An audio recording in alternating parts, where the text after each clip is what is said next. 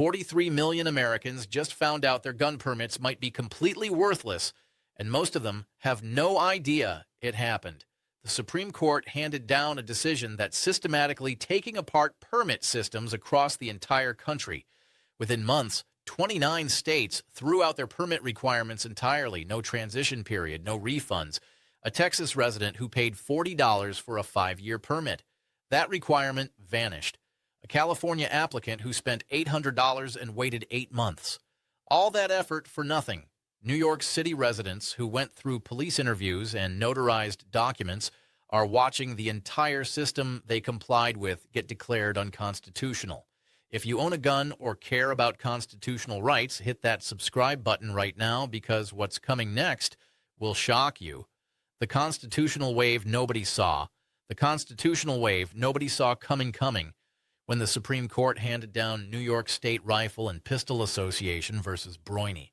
They didn't just strike down one state's law. They created a legal framework that's now being used to challenge virtually every gun regulation in America. Justice Clarence Thomas wrote an opinion that changed the rules permanently. The court created one simple test. Did this type of regulation exist in the 1700s? If the answer is no, the law fails. No balancing test, no looking at modern situations, just history. But here's what nobody's talking about.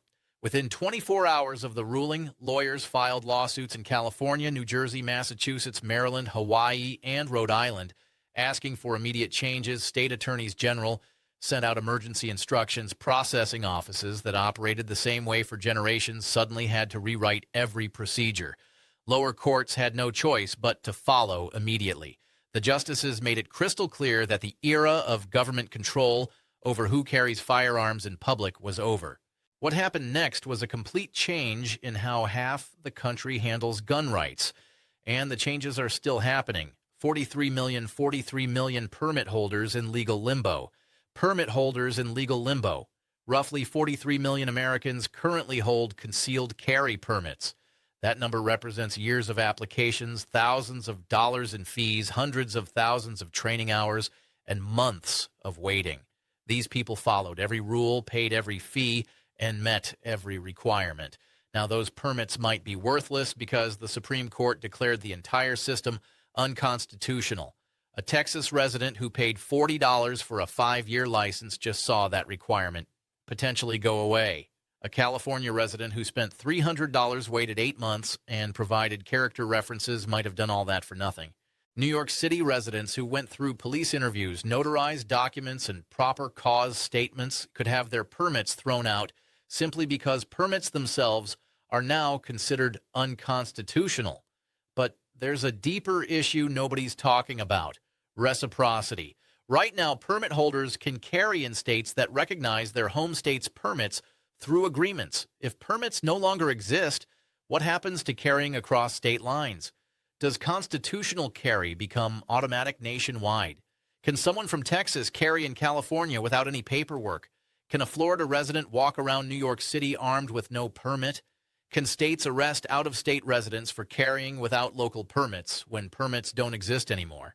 The Supreme Court's ruling dealt with permits, but the effects on 43 million holders have created a legal mess that's playing out in courtrooms right now. The billion-dollar financial crisis about to hit. The billion-dollar financial crisis about to hit. American gun owners have paid over $1.2 billion in permit fees over the past decade. That's not counting renewal fees, training costs, fingerprinting charges, or time lost waiting for approvals. Some states charge $20 for permits. Others charge $500 or more. California's system can cost applicants upward of $800 when you add up all requirements. The money from permit systems created an entire industry. Training facilities made money from required courses. Fingerprinting services handled thousands of applications monthly. Government offices hired staff whose entire jobs were just managing permit paperwork. That whole system is now legally questionable. But here's the real problem that has state lawyers panicking. Several states already face class action lawsuits asking for full refunds for permit fees paid within the past few years. If courts rule that permits were unconstitutional all along, those fees were collected illegally. New York alone collected about $340 million in permit fees over 5 years. California collected even more. The potential money states might owe runs into billions of dollars. And that's before adding damages for violating constitutional rights. Think about what that means. If you paid $300 for a permit 3 years ago and a court says that system violated your rights, you might get a full refund plus extra money for damages. Multiply that by millions of permit holders across multiple states, and you're looking at the largest Second Amendment money situation in American history. States are worried about these lawsuits and already trying to settle cases before they go to trial. The training mandate problem. 26 states currently require training before giving out permits. Requirements range from 4 to 16 hours. About 3.2 million Americans complete these courses every year, is less than #0. One hash is greater than paying between $75 and $500. That's hundreds of millions of dollars going through the training industry every year. The Supreme Court's ruling could throw out every single training requirement in the country. Constitutional rights don't need competency tests. You don't pass a First Amendment test before speaking publicly. You don't take a Fourth Amendment course before expecting privacy. The government can't make you take voter education before you cast a ballot. If the Second Amendment gets the same treatment, training requirements fail the constitutional test. But here's where this gets really interesting and splits the gun community right down the middle. Surveys show about 67% of gun owners think training is important, even when not legally required. Many people support voluntary training while opposing government requirements. The gap between what the Constitution says and what people think is practical has created major disagreement in gun rights groups. Getting rid of training requirements might be constitutionally correct, but it raises questions gun owners themselves can't agree on. Should someone carry a loaded firearm in public without ever firing it? Without understanding self-defense laws? Gun rights supporters argue freedom comes with personal responsibility. Critics say that removing requirements could put unprepared people carrying loaded weapons in crowded places with zero instruction. The Supreme Court forced this conversation, and the gun community hasn't figured it out yet. The sensitive places fight that's coming.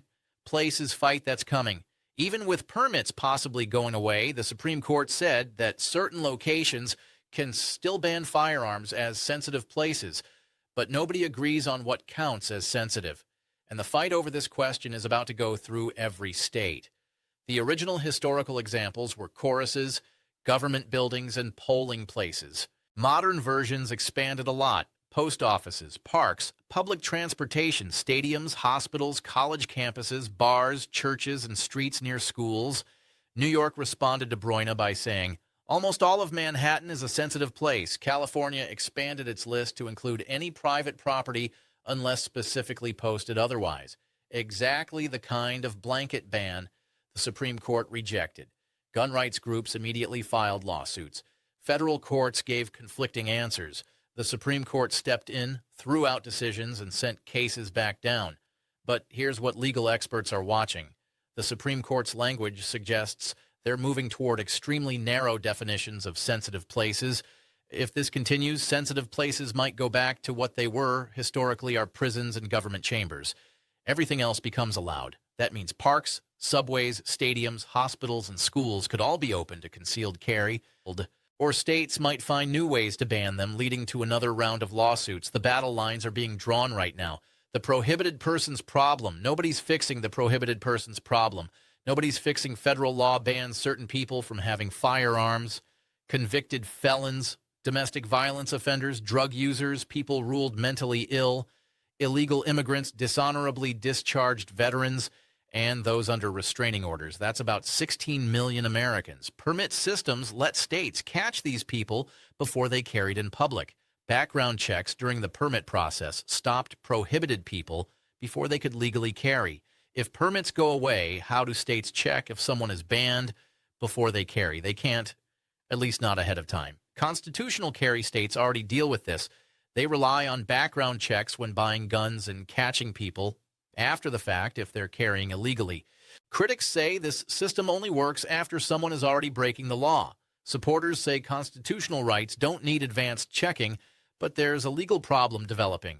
If someone who's banned carries a firearm, are they breaking the carry law or the possession law? This matters for charging and punishment. Some states treat illegal carry as a minor crime, but illegal possession as a major crime. If permits are unconstitutional, can states still have separate carry laws? Prosecutors are already confused about what charges to file, and defense lawyers are using the confusion to get cases thrown out. The 21 states still standing. The 21 states still standing. And what comes next? 29 states have constitutional carry. Alabama, Alaska, Arizona, Arkansas, Florida, Georgia, Idaho, Indiana, Iowa, Kansas, Kentucky, Louisiana, Maine, Mississippi, Missouri, Montana, Nebraska, New Hampshire, North Dakota, Ohio, Oklahoma, South Carolina, South Dakota, Tennessee, Texas, Utah, Vermont, West Virginia, and Wyoming. That's 107.6 million Americans, nearly half the country, living under permitless carry. But 21 states still have restrictive permit systems. The question everyone's asking, are those 21 states next? Gun rights groups are already filing lawsuits using the Bryan framework to challenge every restrictive permit system still operating. More than 20,000 legal challenges citing Bryan have flooded federal courts. Double the number filed after the Hilaire decision. Some judges are striking down regulations. Others are finding creative ways to keep them. The legal situation is complete chaos. But here's what should matter to everyone. The Bryan framework isn't just being used to challenge permits. Assault weapon bans, magazine limits, red flag laws, age restrictions, waiting periods, all of them are now being challenged. Federal judges are looking at 1700s musket laws to decide if modern gun laws are constitutional. Gun rights supporters are using it to take down every gun regulation they can find.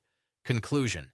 The Supreme Court's Bryan decision triggered a constitutional earthquake, still sending shockwaves across America. 43 million permit holders are in legal limbo. Billion-dollar refund lawsuits are piling up. Training requirements are falling.